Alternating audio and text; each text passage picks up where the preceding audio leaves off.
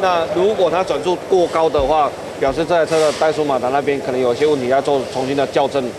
所以我们当发动的时候就看转速2000上下是最标准的。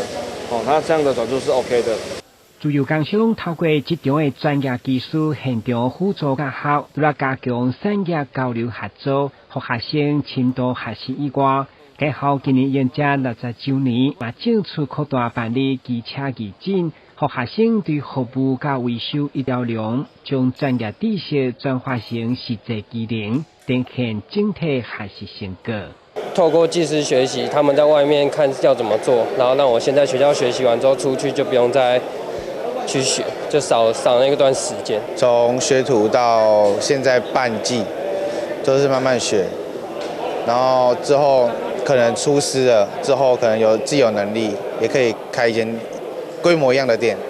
就会变成说自己的事业这样子。为了见证自由工商甲动力产业工会持续合作，担起了工局长王新之、议员陈丁以及相关机车工会、职业工会等代表，以校长的陪同嘛共同出席关心，肯定产学合作甲义诊服务回馈的行动力。这些城市要更有竞争，这个职能的提升，那服务态度也绝对要这样的合成加上来，才能带来这个城市竞争力才会拉到最高。然后让孩子们第一线了解这些实务的操作，那未来也更容易可以跟实务跟产业来接轨所以这个活动真的非常有意义。另有优良实施设备甲坚强师资的自由工商汽车科，除了提升学生学习的动力，也khiến就业市场的关心甲合作，让学生毕业的就业。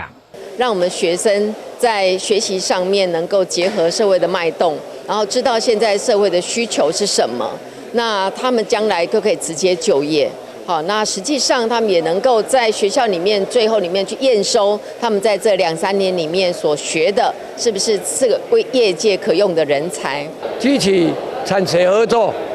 这个平台，让车业界跟学校结合在一起，只有的学生毕业的时候都有工作。